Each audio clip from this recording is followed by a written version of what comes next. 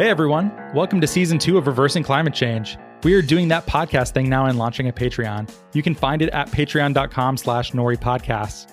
There are various tiers with different types of goodies available. Do you want to receive a special newsletter digest of what Nori Knots are reading that week? Be a part of a Nori book club. Get special access to Nori events. Go take a look at patreon.com/NoriPodcast for what we're offering. And in that spirit of being lean in that startup kind of way that, we like to do, this list of goodies is subject to change, and we'd very much like your feedback. Is there something that you'd really like to see, but it isn't listed here? Honest feedback does a lot to help us shape what we offer to you. You can send an email to podcast@nori.com or fill out our podcast survey anonymously in our newsletter, which you can find at nori.com/subscribe. And thank you so much for listening to another season of Reversing Climate Change.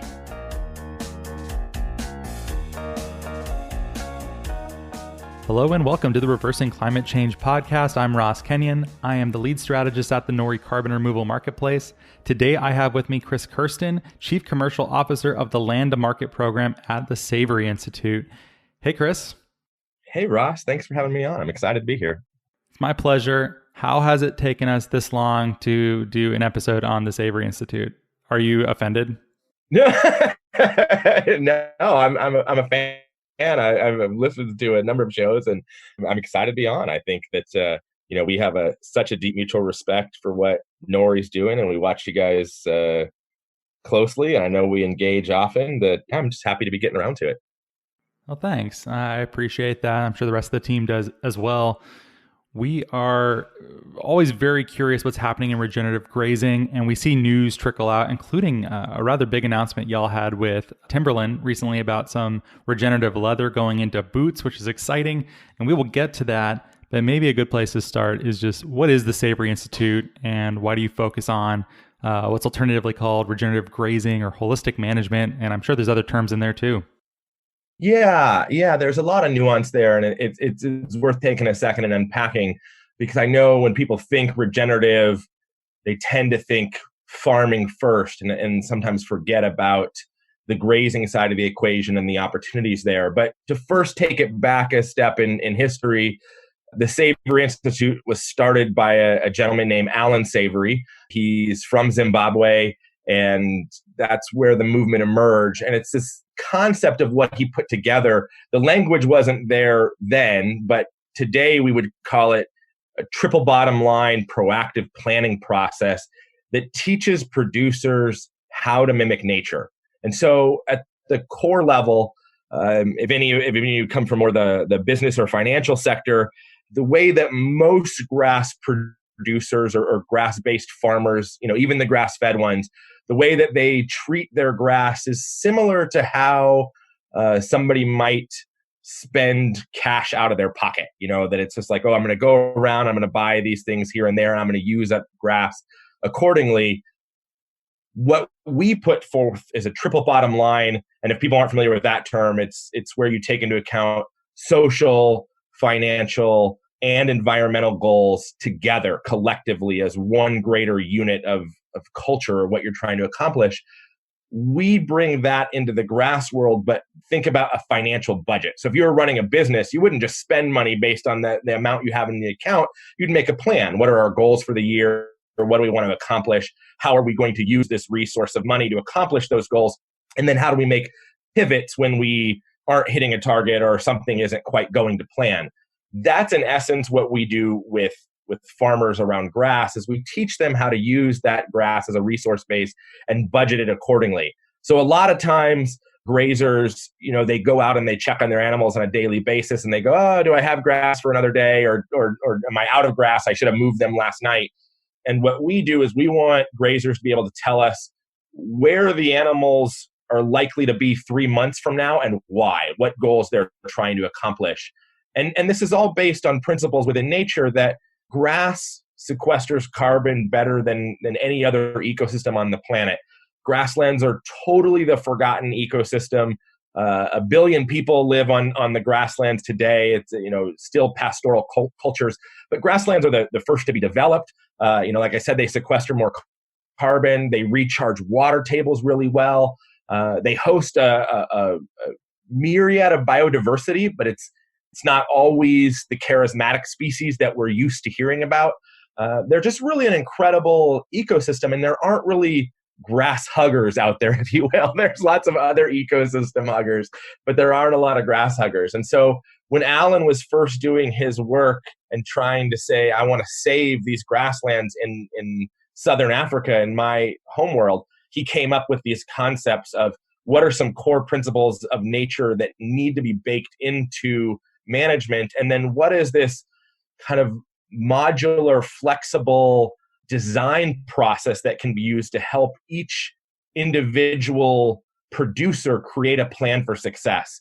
We tend to live in a world that really wants to distill everything down to best management practices, and that's just not really the nature of how life works. You wouldn't take two, $100,000 companies and say, you guys should have the same budget. They're totally different companies. So we help them contextualize it to their specific needs and their region. So that was a mouthful, but we the long and short of it is we work directly with farmers. We've done that for 50 years. We have 50 field offices around the world that we call Savory hubs. And these are different than, like a extension service. They're really part of the community. They're locally led and managed by people in the community. And their goal is spin up and scale up regenerative agriculture in that region, working directly with the farmers and ranchers in those areas. That's maybe more than you bargained for, but that's what we're about. No, it's a nice baseline to set. And I suppose I'd like to give listeners a nice bright line case for how this might work. And when I think about regenerative grazing, I think about it as a form of biomimicry and trying to emulate what large herbivores would do either before or with pre-modern human engagement. Something like buffalo on the continent of North America, they would eat in a mob, but they would also be chased by predators and move around. So it's not just keeping large ruminants set in a single pasture. You're moving them around, trying to emulate what would happen with predators in this dance of predator and prey. Is that halfway to the truth? That's really spot on there, Ross. And the one added component to that, because there's lots of people that are grazing livestock on grass, and there's lots of people that are moving them around. The next level of evolution in that kind of development from a rancher farmer perspective, and that's actually my background, come from a production background in grass-fed livestock. The next evolution in that growth is moving them around at what rate and for why. And so you're right. We've broken that predator-prey relationship through all the infrastructure that civilization and humanity have developed, that the migration patterns and the ability for predators to effectively move even wild animals is pretty messed up at this point. So when we as managers of domestic animals are operating, we want to mimic those things that used to function. And in addition to that predator-prey relationship, there's an added component to that of how long it takes your perennial grasses to recover in your region. And so that will set the pace of how often you move and when you come back. Overgrazing is a misunderstood concept that people tend to think it's a function of how many animals are on the land. It's actually a function of timing, that if you leave animals in a place too long where they bite the same plant twice before it's had time to recover, you've overgrazed it. Or if they come back too soon before it's fully recovered, then you've overgrazed. And so we want to get that timing right to where we can maximize efficiency. The plant is our carbon pump. So what plants and really what grass plants do really well is pull carbon out of the atmosphere. But all photosynthesis pulls carbon out of the atmosphere. It's going to mix it with hydrogen out of H2O from the water and the soil and make a carbohydrate. What's left over of both of those original compounds is oxygen, goes back into the atmosphere. We all learned a C6H12 crazy thing in high school biology, but at the end of the day, plants make carbohydrates, and they do it from sequestering carbon out of the air. What happens, though, is that in a grass system, when an animal comes and bites that blade of grass, you've now removed the solar collectors. So what's the plant going to do? It pulls energy out of its roots to regrow the blade of grass, but now it has to let the bottom parts of its roots die off. Or there's also a whole new world of research coming out called exudates, where it actually pushes some carbon into the soil biota when this catalyst of being bitten happens. So it regrows its blade of grass, but now we have to recover the loss of those exudates. And for species that root slough, we have to recover the amount of root mass that was let die off. Both those things are really good things that happen, though, because we injected organic matter below the surface of the soil. In almost every other ecosystem, plant litter falls to the top of the soil and has to get worked from the top down. The interesting thing about grasses is so much is happening from their root system that we're working from a deeper depth up. But if we haven't had time to rebuild those reserves, those carbohydrates that the plant is using for energy, and the animals come back and bite again, we've overgrazed. We've now have an overdraft charge, and that plant has suffered. So everything in regenerative grazing, the crux of it centers around timing. We have to get the timing right. And then in our human constructs above that, we want to make sure that we're layering in the other components of, cultural and social effectiveness. And, does this fit in with what works in this region, the specifics of that ecosystem, and then financial solvency. Poor neglected grasses and grassland. I am going to coin a term. Actually, this might already exist. You'll have to let me know. But are trees charismatic megaflora and grass? I've never heard that. Yeah, grass is just neglected. We would tend to kind of see them that way. When it comes to carbon, there's so much focus on trees. Of course, trees are part of the equation and part of the solution. The interesting thing about trees, though, is that we're kind of looking at it through a human lens, because they store their carbon above ground, and we as humans can see it. And so it's really tangible for us to quantify and go, oh, look, there's a big trunk here that wasn't before. There's all this leaf matter here that wasn't before. They're kind of the opposite of grasses. Grasses will store way more of their biomass below ground, and trees will store more above ground. That creates some added caveats that it puts that carbon at risk of being oxidized when that tree dies and falls over. It's not as readily available to other species in the system to take up and play with and move into the what some people call the carbon trading or carbon economy. It's not always as readily available. And if there was a fire that were to come through, all of that carbon gets re-released, and often as more heat trapping compounds than just carbon dioxide, that then those will break back down into carbon dioxide. So there's no free lunch in all of this. We need the whole ecosystem to function effectively. But I love where you just went that as the charismatic megafauna. Yeah. The charismatic megaflora. But yeah, absolutely. Help me catch it on. Let's see what we can do. I love that.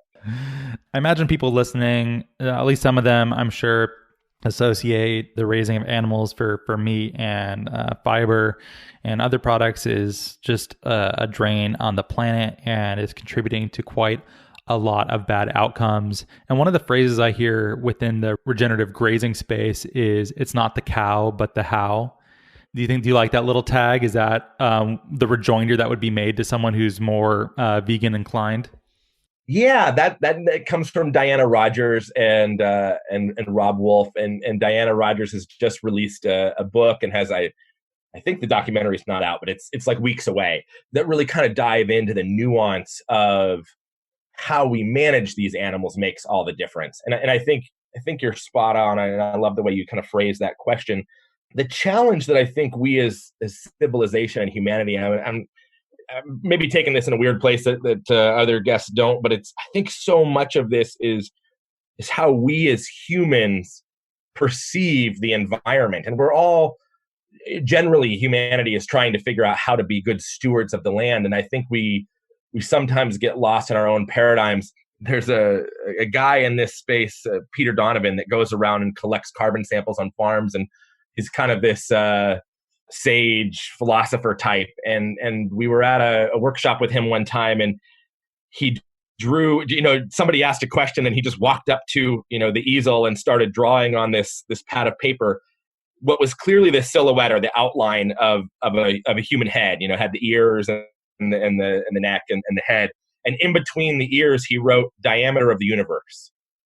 And I thought, wow, that's so poignant, that it's only as big as we let it be. It's only as much as we understand. And the carbon sequestration one is interesting, because it's only humans that will dissect food away from fiber, that will dissect cropping away from animal agriculture. We create all these, binary silos, and cropping versus livestock is a really good one to dive into, because there's nowhere on the planet that has plants growing in a vacuum separate from animals. And there's nowhere on the planet that we have animals growing separately from plants other than in our human constructs, other than agriculture. And so if we're going to take on the charge and say, okay, nature's probably smarter than we are, that nature has developed systems that create abundance, that humanity is, in the way that we've managed these systems, have figured out how to create extractive models. And then our new, kind of North Star for success was sustainable, which I would equate to kind of a net zero. Let's not make it any worse. Nature never does that. Nature's always putting back, every species is putting back more in than it takes out. Sometimes people use the phrase, nature's far more collaborative than it is competitive, or some will go so far to call it ruthlessly collaborative, which I like how it kind of ties that juxtaposition together.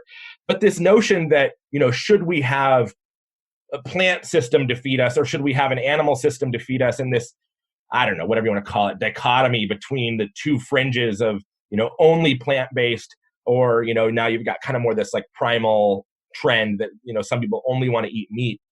That's all in that diameter of the universe. That's all in our heads. And the reality, everything should be working together. So this notion of one versus the other, I guess I struggle with that a little bit in my own journey and what I've seen and what I've come to learn, that I really don't think the solution is going to be an either or. And if it was, that panacea would have shown itself a long time ago. We continue to wrestle with the issue of which is more right, because neither is more right. It's about them interacting together. And it's not until we as humanity kind of embrace that concept of union or synergy that we're really going to be able to start tackling some of these issues in how we feed and clothe ourselves as humanity. Oh, yeah, I have a messy relationship to all of this too. I'm no fan of factory farming for meat and CAFOs, concentrated animal feeding operations. I don't think those are ethical or probably even nutritious. And I don't want to participate them to the degree to which I do, but I'm somewhat of a hypocrite and have not been able to break that link more fully.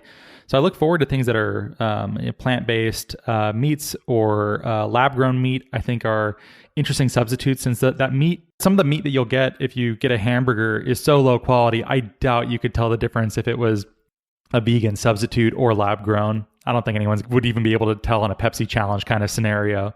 So I think that would be fine. I don't know if something like, I know John Mackey and others have been exclusively like high quality vegan diets. I know some vegan diets are just not really that healthy for humans if they're not done well. But if you can do that super proficiently, that might be the sweet spot. But then I also see stuff like, I've seen Diana Rogers' new book, and I'm curious to what degree does regenerative, grazed, grass-fed, grass-finished meat could compete with a pure, high-quality plant-based diet.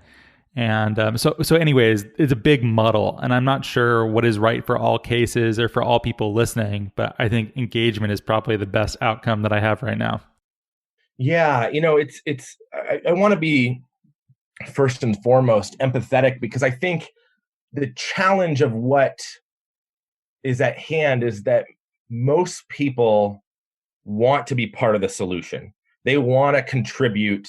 When I'm talking about the general public, I think the general public wants to be able to make decisions that don't make the planet worse, that could maybe potentially make it better. And we'll dive more into that. But, that's really what we see on this meat issue. Most people like yourself that we deal with really don't have a moralistic issue with eating meat or a religious issue with eating meat.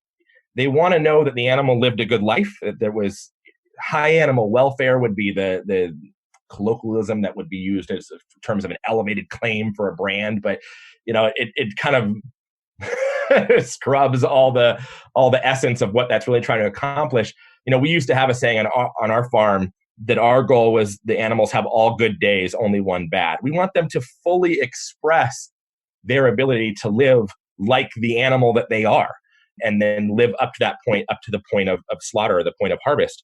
I think that's half of the equation. The other half is the environmental side. And so you've got people, and some will be in more one camp or the other, but everybody's kind of a little bit in both. You hear all of this about degenerative livestock, and really the zeitgeist has gone fully polar at this point. I mean, try to find a story about, in mass media about how animals are doing anything good. And it's just not there. Based on what I just said about plants and animals working in tandem together, it has to be possible, right? It has to be something that can be accomplished. So we hear tons about this degenerative livestock, and we hear nothing about this opportunity for them to be contributing to the ecosystems that they belong in. You say livestock, someone says deforestation.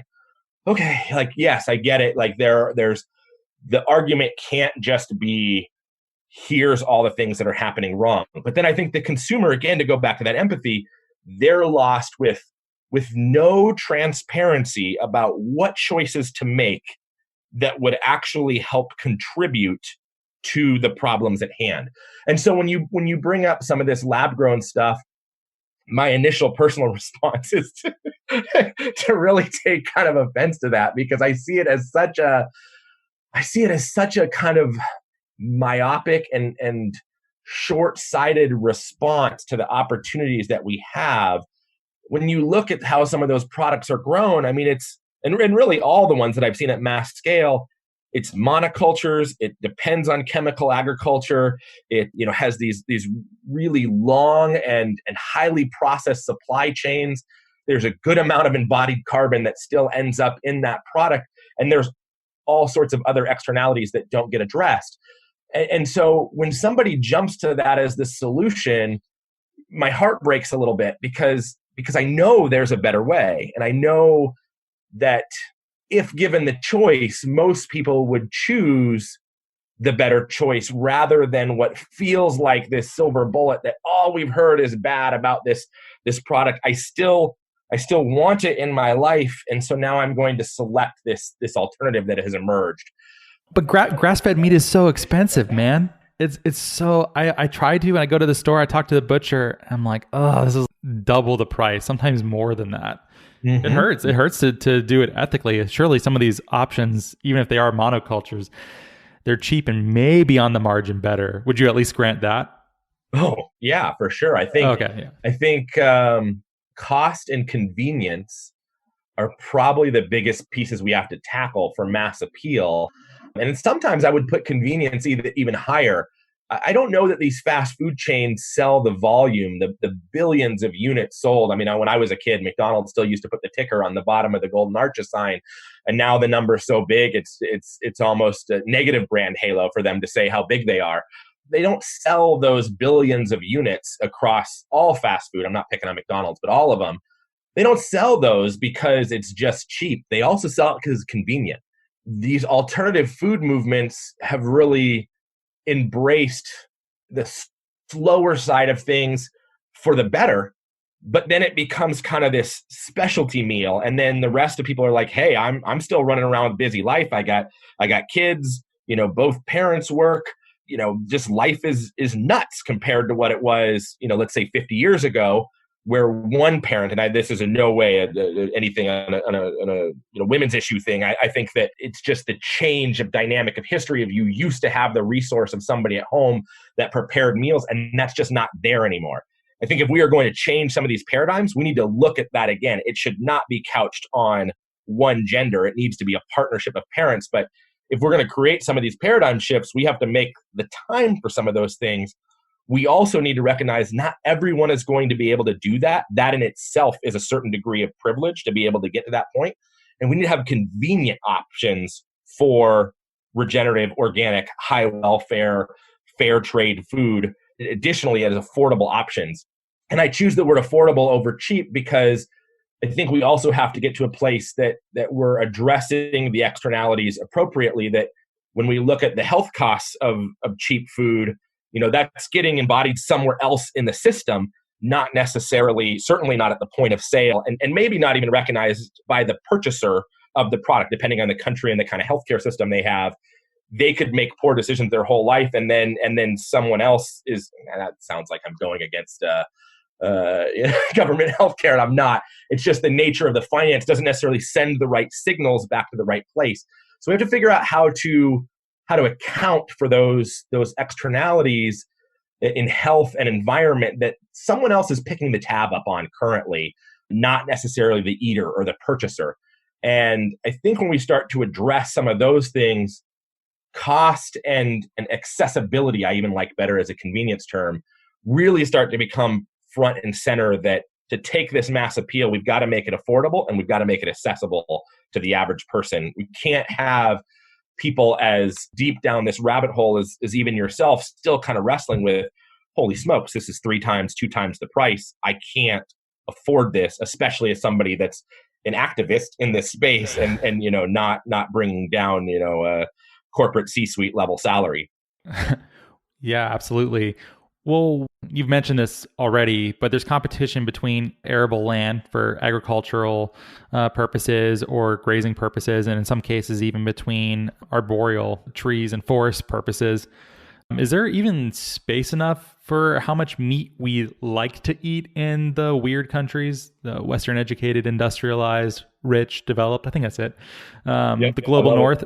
Yeah, is there even room for it? Or what would we have to give up? Or should we just make peace with the fact that our meat's going to be more expensive, but it'll be better, more nutritious, and hey, we should probably be eating some other things instead of so much meat?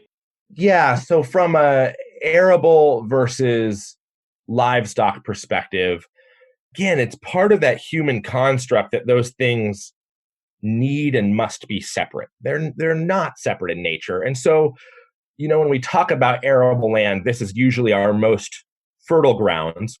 Most of those grounds, if we're looking at this, at kind of a 30,000 foot level, those are former crop ground. I mean, those are former grazing grounds that have been cultivated and tilled and put into cropping. So I'm assuming most of the listenership, and probably not all, but most I'm going to say is coming from a North American context.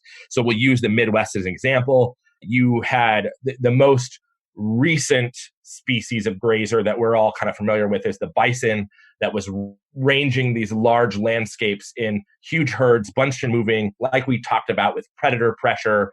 And when they're bunched and moving, they'll actually, their dung and urine will be at such a high level that it creates a zone of repugnance that actually kind of sets that metering that I was talking about of them not coming back too soon.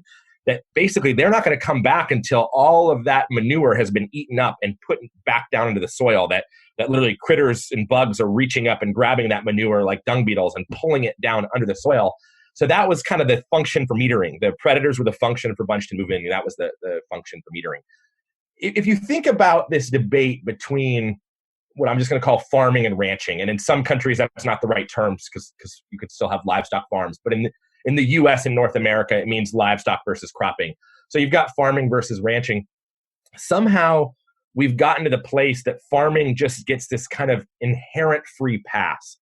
But if we look at what farming, even the best farming, is trying to do, it's by definition scraping away an existing ecosystem and then trying to create a new functional one. And the best farmers are going to micromanage that to create all sorts of edge effects and companion plantings and the right timing and the lunar cycle, and all of that is going to come into play to get the crops that we want and need. Ranching at its best, livestock farming at its best, is taking a species that probably belonged on that landscape if we're talking about true grasslands, and now trying to manage them inside of that ecosystem, and the best ones are going to be enhancing it as they go along. When you look at it in terms of that, I'm not sure why cropping gets the free pass. I think that cropping needs a certain amount of scrutiny held up to it as well, because there's a large amount of human disruption that's baked into that system that doesn't really get addressed when we talk about all of this. But that being said, you've got your highly fertile lands. Those are currently being used for cropping, and what's left over, the hilly ground, is now what grazing is kind of relegated to, even though they helped build the soil. So that process of, it sometimes is referred to like the lub dub of a heartbeat, that they would graze and move on, and it created this catalyst for those grasses to pull carbon out of the atmosphere, store it deep ground. That's how we got the deep, rich soils of the Corn Belt that we're now raping through conventional agriculture. And sorry, I'm not gonna soften that one or pull any punches on that, because it's just the nature of what conventional monoculture agriculture is doing. And I'm not in any way giving a free pass to the CAFO system that you mentioned as well. Yeah, you got kind of full Cain and Abel there, going pastoralist versus agriculturalist, and throwing some blows at the farmers out there. That's interesting. It is not a perspective that you often hear. But continue your thought. I think you were trying to finish something there. Well, that's just it. I mean, this debate goes back to the beginning of our origin stories of humanity. We've been talking about this cropping versus livestock forever, from the beginning. And I think we actually can get to a place where we put that to bed, or we put it to rest.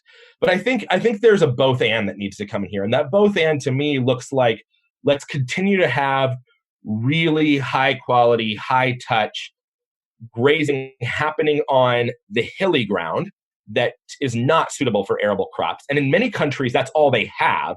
And so when you demonize livestock agriculture in a place like Argentina, they're not growing peaches and lettuce on their ground there. Like, there just isn't an option for a lot of cropping, and certainly your small grain is going to be highly disruptive with its tillage and things like that.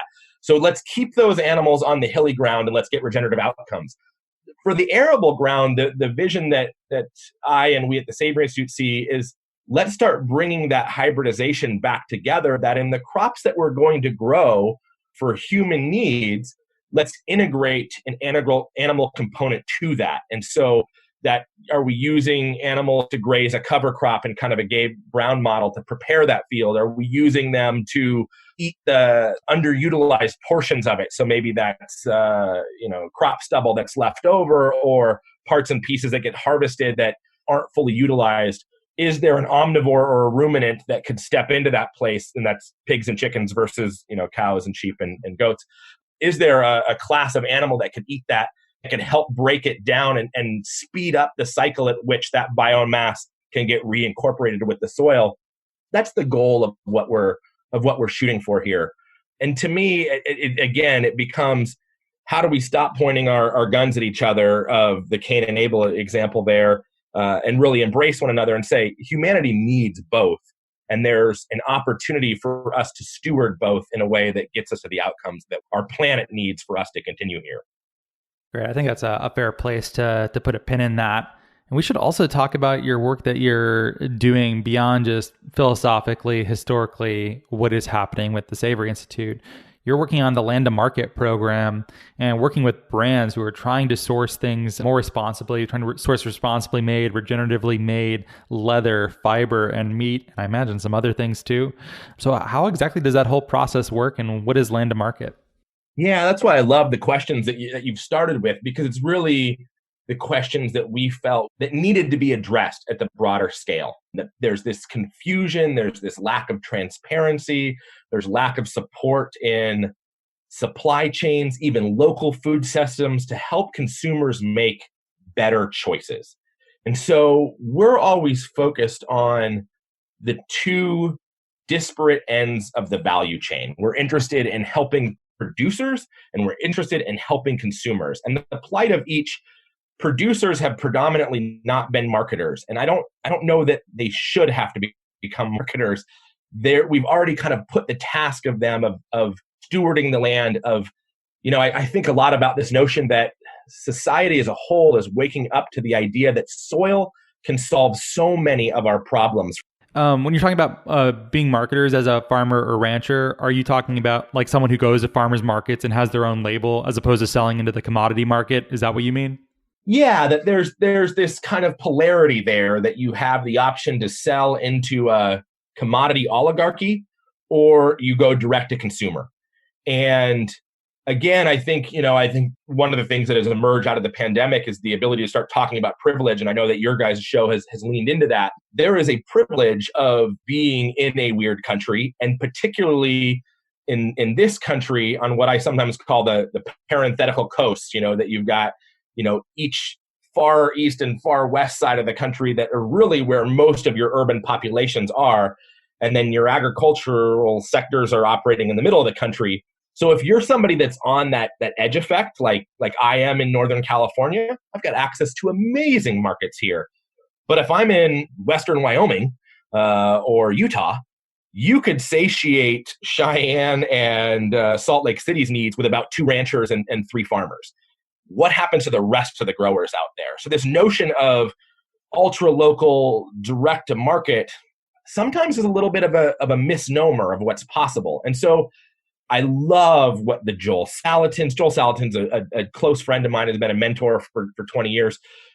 Joel Salatin, Will Harris, Gabe Brown, giants, amazing individuals, amazing family farms. In no way am I cutting down what they are doing. And I played early in that space too, direct to consumer, had a very large farm that sold all over the West Coast. That's not necessarily replicable for everyone. And so if we're going to have amazing producers, to just kind of throw on their back to say, the way to beat this is to sidestep the existing markets and go direct to consumer, is not a value prop that everybody can tackle, and certainly not everybody wants to tackle. Direct marketing your own product is an entirely different business than growing, and it needs to be staffed and resourced accordingly, almost as like a subsidiary or the next business in the chain that just happens to be owned by the same parent company. It truly is a separate business. And so that idea that everyone's going to be able to kind of direct market our way out of this, I sometimes struggle with, and I don't know that it scales. Yeah, we've often heard this posed as what every farmer is aiming towards is having this, their own label.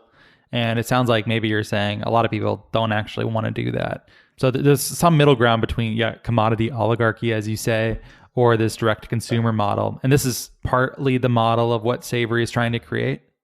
Correct. Yeah. So, going back to those kind of 2 disparate ends of the chain, the farmer in that commodity oligarchy system has always been the price taker. They just kind of get whatever the system provides to them.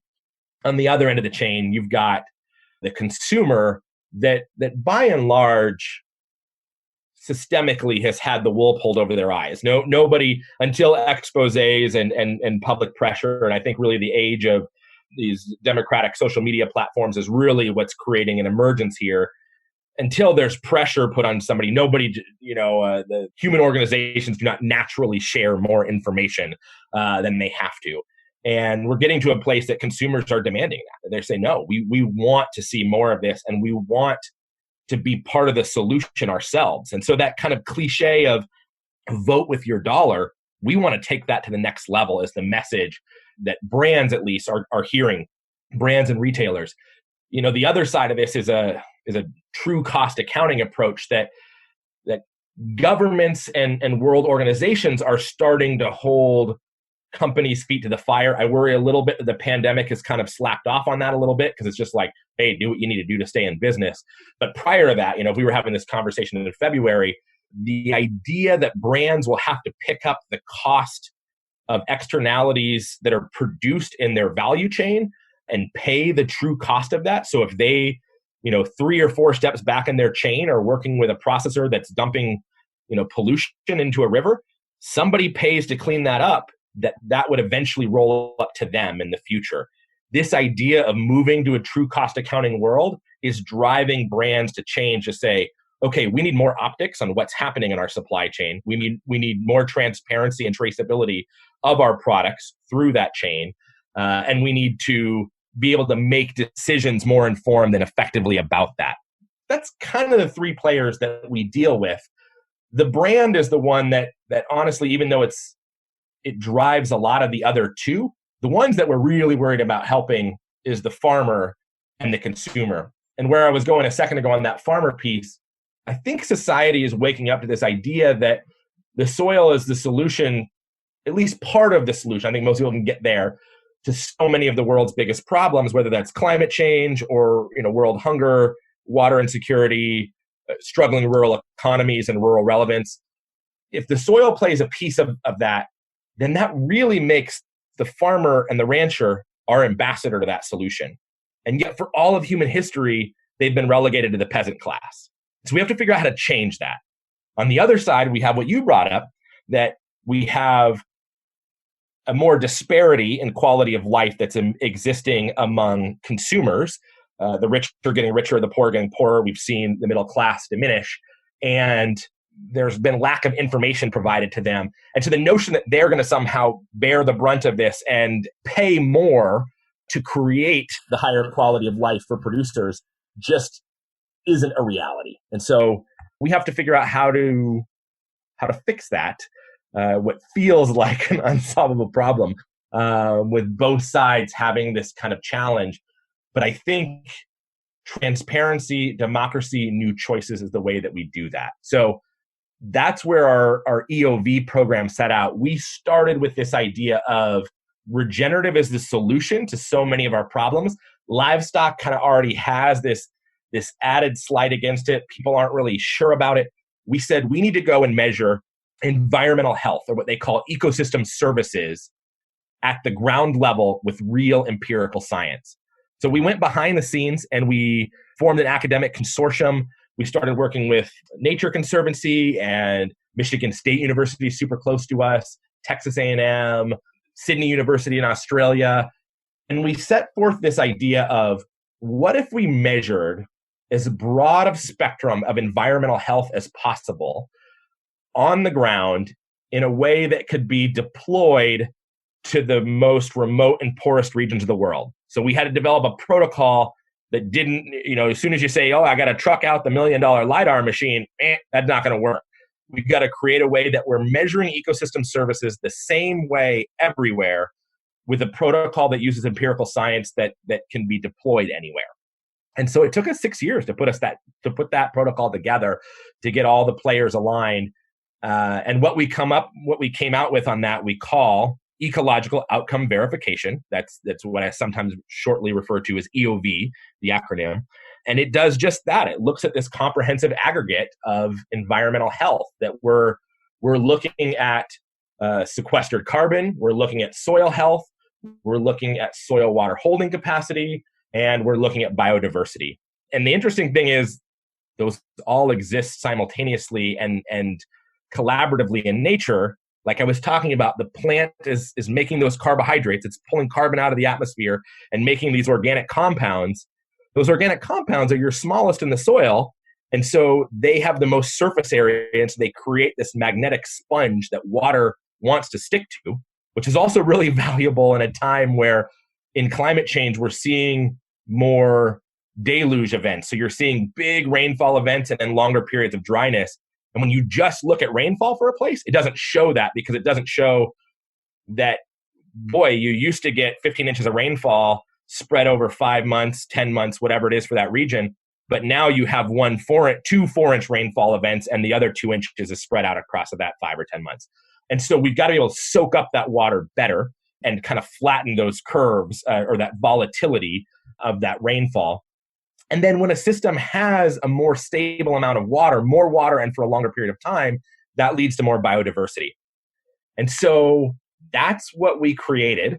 We now have done measurements on properties on all 6 continents. And just in our first 18 months of launching that protocol, this ecological outcome verification, we've done 2 million acres around the globe. We're set this year to do another 2 to 4 million. We'll see what COVID does to that, but I think we'll pretty solidly double that number this year. Our projections prior to COVID were quite exponential, but we might have just a straight doubling year, which is not a bad place to be. And so now we can go and measure those things and get those real empirical outcomes, which can start to influence the conversation upstream and downstream. When I think about brands trying to source more regeneratively or making this switch in a more devoted fashion, I usually think of it in 2 broad buckets. One of which is that they want ecosystem service payments to roll inside of their value chain. So if they're buying from farmers and they have increased biodiversity, they want those biodiversity credits going into the farmers or something like that, or for carbon credits or something like that.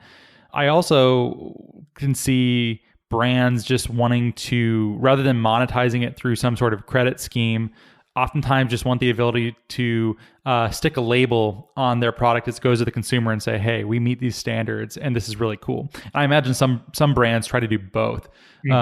Which are you? Are you compatible with both approaches, or do you favor the label approach? Yeah, we've got solutions for really, there's three. There's the kind of offset approach, there's the inset approach, and then there's the more connecting with consumers on aligned values, and so more forward-facing approach. Offsets, we want to be able to, for those that don't have raw materials in their supply chain. So like a really easy one for people to grasp is, think, Disney or a media company or Netflix or Facebook or somebody that, okay, they're not sourcing meat or wool or leather or any of the products that we touch, yet they still want to be part of the solution. We can create a world where our data plugs in with those that can sell an ecosystem service credit and create a new value stream for the producer and a solution for the brand to be able to say, okay, we're gonna put a certain percentage of our income into being part of the solution. There's then the insetting option where it's I have your cake and eat it too, that a brand wants to be able to source the raw material product and get the data with it. And so then you have to bundle that credit along with the product that they're purchasing, which requires a little bit more challenge to create that chain of custody along the supply chain, but it can be done. And so that's kind of the next one. And then the last one is just really more your traditional brand halo approach. And this is where a brand wants to connect with those consumers on the things that they hold dear. They want to open the door for the consumer to be able to vote with their dollar, and say, hey, we're going to be leaders in this space. And they're going to take a very forward-facing approach in that. Typically, the delineation between those two is that inset play is going to be your bigger brands that haven't quite, they know they have to meet compliance. They're thinking long-term about this true cost accounting world that's emerging. They haven't quite figured out how to align with consumers en masse, because when you start to look at the general public as a whole, it gets their marketing teams want to slice and dice it so many different ways, and they want to find the polarities that we talked about earlier in this, and they go, oh, okay, maybe this isn't for us. We're not quite sure how to tell this story to a mass audience yet. And so they pull back and they hesitate a little bit. Versus your smaller brands, they're looking to garner market share. And so they're finding those niches, those categories of people that do care, and they're very much aligning with them and telling that story. And they're usually of the size that they don't have compliance issues or have to explain to anyone in a press conference how they comply with UN Sustainable Development Goals or what their science-based targets or CSR goals are. And so it's kind of a different play depending on the size of the company, but we try to offer pretty comprehensive solutions for both sides of that. Got it. Maybe you could lay out an example, like perhaps the Timberland example that I referenced at the beginning. How does something like that happen? Or choose from your quiver. I'm sure you have other examples you'd like to tell us about. Yeah, so we work across, at this stage, because our core competency is around this livestock technical assistance piece, that we can teach someone anywhere in the world how to get regenerative outcomes on the land by properly manage their livestock in a way that mimics nature. Because that's our core competency, the initial rounds of our program of what is called land to market. Land to market is after you've got a farm that's gone through the EOV process and we're getting net positive results. Now land to market works on the transactional side of how do we create these new value streams for producers? How do we plug them in with the brands that care? And then which of those three options, whether it's an offset, an inset, or just a brand halo play, which one do we plug them in with that best fits their use case? So one of the things that we're doing right now, because we're focused on the livestock industry, is pairing together what we would call, kind of what would normally be disparate partners. And so if the brand is going to do the work to reach back further in the supply chain, whether they're big or small, that's an added challenge for them to reach back the farm, that's extra effort for them, and it changes their business model. So can we create collaboration in that? And so what we've been doing recently, we talk about whole farm and whole animal utility, to where we'll have a meat buyer, a pet food buyer, and a hide buyer all work collectively to do that effort of create those relationships in the value chain to get all the way back to farm and then reach forward from there. And Timberland is a great example of that. We work with a number of brands of all sizes.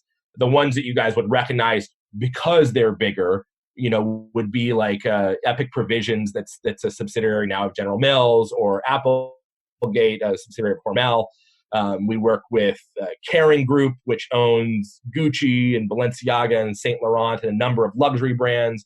We work with Eileen Fisher, predominantly on their wool sourcing. 85% of their wool is now coming through this program. We work with Purina Nestle through a couple of innovation brands. They have Zooks and Castor and Pollux. Those are, you see those at Whole Foods and PetSmart and places like that. And then, like I say, a number of smaller and mid-sized brands that are super important. They send really positive signals in the whole ecosystem. But for the sake of listeners, the ones you've heard of are probably the ones that I've mentioned there. But you can go on our website and see the rest. But yeah, that creating that relationship between farmer and finished brand like Timberland has been a unique challenge. When we first started with Timberland, we did not have all of those players fully buttoned up and in sync to where you've got meat and pet and Timberland all together. We're working on that now. But the beauty of Timberland, and a lot of this is coming through their parent company, VF Corp, too, that VF is setting some really lofty impact goals. Lofty is the wrong word, aggressive impact goals. And Timberland has this history of already being a tip of the spear brand, a leader brand, of emerging into the new fringes of what's possible and kind of being the first one to take it to scale. They did that with Leather Working Group and creating tanneries working with tanneries that don't pollute. They've done that on a number of fronts. And so what we had to do is get to a critical mass of product that was being verified that could go into a supply chain and then create those relationships with the players. And we have a couple of different partners that have come to the table to make this happen, to be able to get Timberland significant enough supply that they could go to the public. They're kind of this in-between model that they want to be public facing and take advantage of that impact data, that we could go to a place to where they could have enough that they could have a line that was segregated and verified to be regenerative. They have a boot launching in October that is their first regenerative capsule line. It is a men's and women's option. And they've done a bunch of cool stuff around the other ingredients, the rubber and the laces, all have really cool programs behind them too. But we work with them on the leather side. And they've got a boot coming out. It's the first one. And then we work with brands like Timberland behind the scenes long term to say, okay, how are we going to overhaul your larger supply chain at scale and set some goals around that. So brands will often work with us creating a segregated line, and then behind the scenes we're working with them in what's sometimes called, get a little wonky in the brand terms, but sometimes called a mass balance approach, where you can't necessarily segregate all the product in the chain, but at the beginning a certain percentage went out regenerative, and then that whole batch stays together through the supply chain, and out the other end we still know that same percentage is regenerative. So we can work with their whole supply chains in that way and say, yeah, maybe you weren't able to segregate all this leather at every step, but we know that of your total leather sourcing, 40-50% is now regenerative, and you have these 3, 5, 7, whatever it might be, segregated lines that we have full transparency and traceability of. So that's the way that we'll work with brands and their complexity to be able to scale at the fastest rate possible. It's fascinating, and I'm happy brands are jumping on this. We have to start wrapping up here, Chris, but one question I should have asked when it came up more naturally is, well, with Nori, we work with U.S. croplands, and measuring soil carbon has been a challenge, and it's been one of the reasons why you haven't seen soil carbon represented in carbon markets as much as you might otherwise would, or why you've been hearing about it lately. People have been thinking about this quite seriously. And Nori, in fact, uses a hybrid approach that uses models and then also uses ground truthing as well, and feeding into data into this model so that it isn't just testing the soil. Is there a parallel process that's been happening on grazing lands that has been difficult or become easier over time? How do you do it in a way that scales and is reasonably cost effective and also accurate? Yeah, once So again, Is you that hit a the whole nail on the other head. show entirely? Can you give me something that's a little bit digestible? Yeah, no, you're all over it. So from a ranching perspective, because we're working in more of a broad acre context, it even exacerbates that another level further, that to go and get a good carbon measure on just even an average size ranch, you're typically looking at a six-figure investment for the rancher. Well, there's no return on the other side for them to be able to go and currently to be able to go and sell credits that would cover that $100,000 plus investment.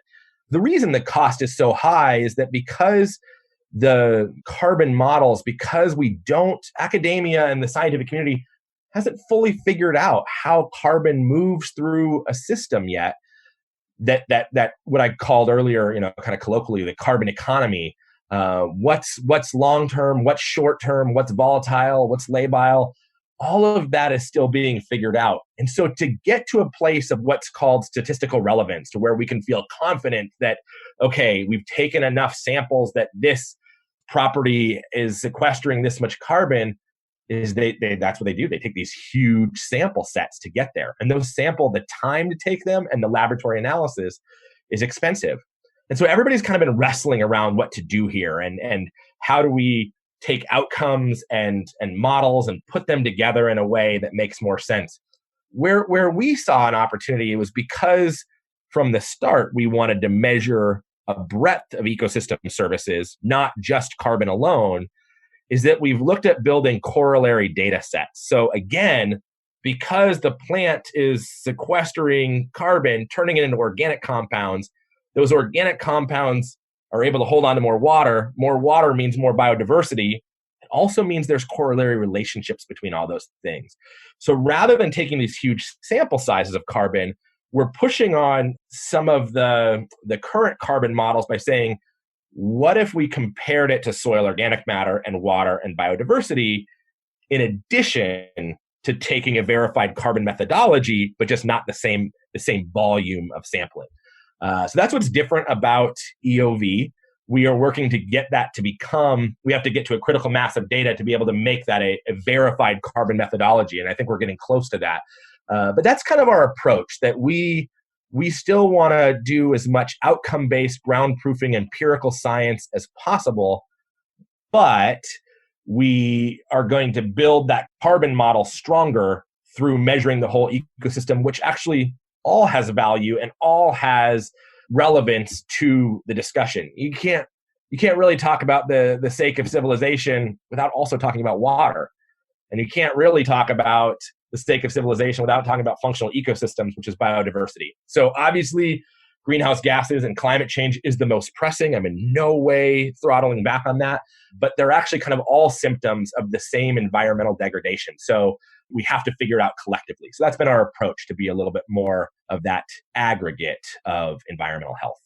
Yeah, it's a tricky problem. I'm sure it was an intellectual challenge, to say the least, working inside of it, where you're taking some of these measures are seemingly less quantifiable, or they have a qualitative element that does not fit neatly into the world of numbers. And then the interaction between these various soil carbon's easy, right? Or the number of tons in an acre of soil, that makes sense. Once you start talking about putting a number on biodiversity or tilth or something like that, I don't know. Maybe it's easier than I think, but some of those things I just don't know. Do they need to be quantified? I guess they have to in order to measure outcomes, but is that even like the correct place of numbers?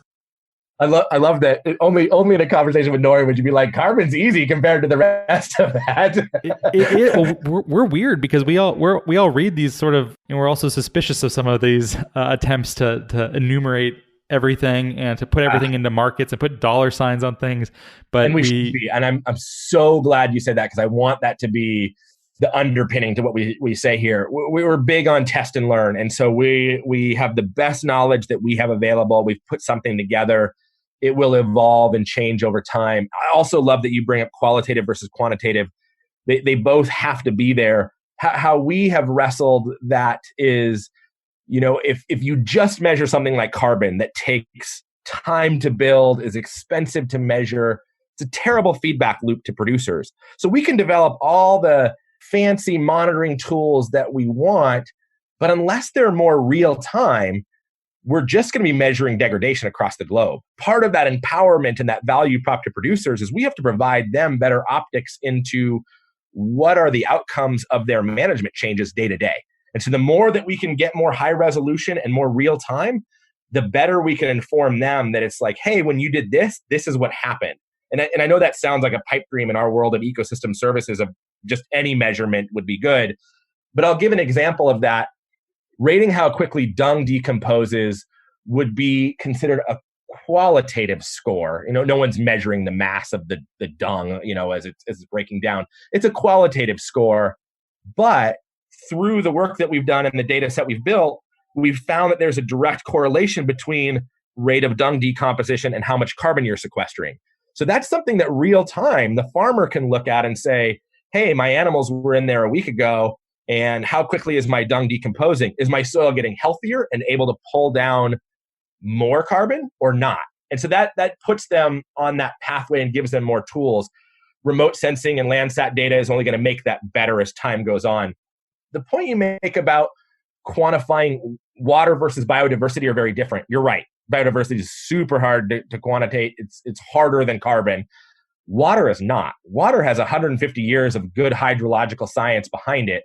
And, an example that we can use to kind of, sometimes it's challenging in carbon because despite all our best efforts, carbon is still highly politicized. And in a country like ours, climate change is still highly politicized. And so sometimes people aren't ready to lean into that debate. But if we can start talking about water, here's an example. If you go to a federal government like ours and add up the zeros that they spend on crop insurance, on disasters like floods and fires, you can draw a really hard line back to the soil's ability to soak up water really quickly. And no, water's not political at all. It's partly, again, because we can see it, because we can feel it. Everybody's has a relationship with water different than they do carbon, that we could go and take a measurement and say, look at how fast this soil can soak up water and look at how much more it can hold. Once normal soil would be saturated, it's still, the sponge is still strong and continues to pull more down. The farmer Gabe Brown tells a story of they had a 14-inch rainfall event, 100-year storm in a 2-hour window of time, or an afternoon, 2-3 hours. His neighbor was flooded for 8 months and he didn't have a puddle on his property. That has value to him as a producer, but that has real value to municipalities and governments as well, because that means that water didn't run downstream and end up in cities, which are typically in lowlands, and create a flood. Or you've got situations where farmers go long periods of time, longer than they did before, without rainfall events, and then they have these deluge, like I said, these big heavy rainstorms. If they can soak that up and spread it over a longer period of time, that limits the risk on crop insurance.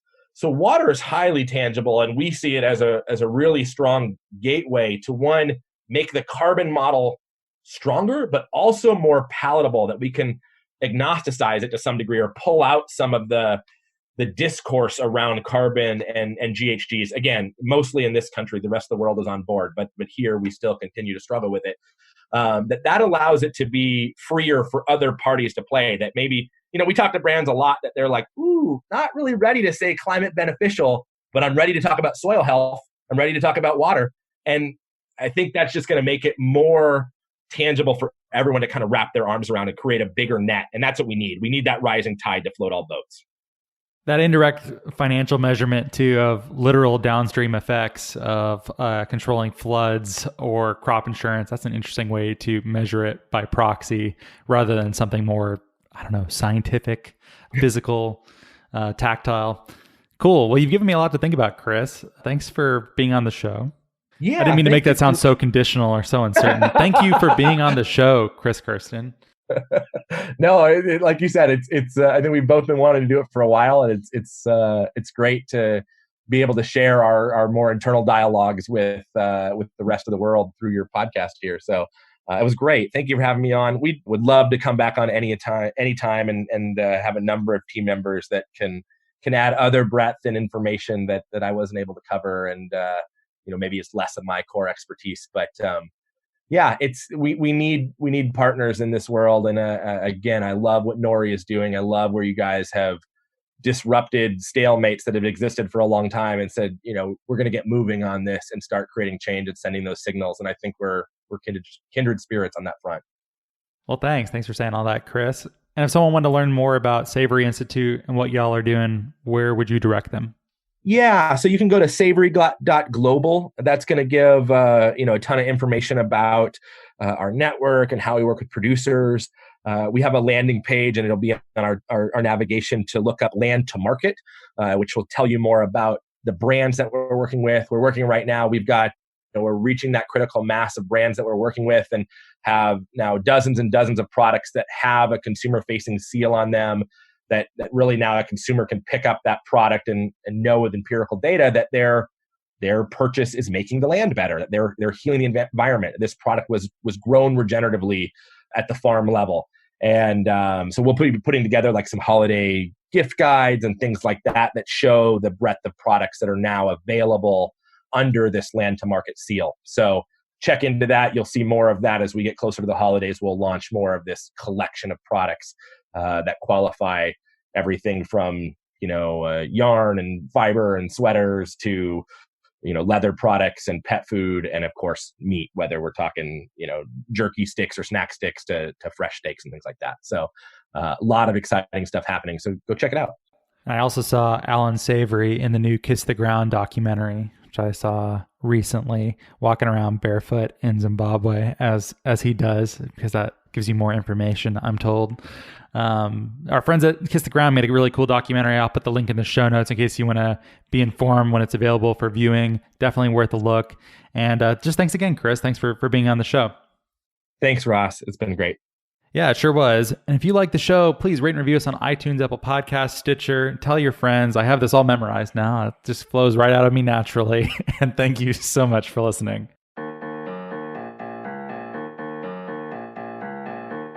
Well, thank you so much for listening. If you like the show, please rate and review it in Apple Podcasts and or Stitcher. It really helps us a lot to get this content to a wider audience. If you think what we're doing is useful, interesting, fun, hopefully all three, we'd certainly appreciate your rating and review. You can keep up with Nori at nori.com, where there is a newsletter. That's nori.com/subscribe. There's podcasts. There's a whole bunch else. Or you can send us an email at podcast@nori.com. We are also now on Patreon at patreon.com/noripodcasts if you'd like more content, engagement, and community. And thank you so much for your support.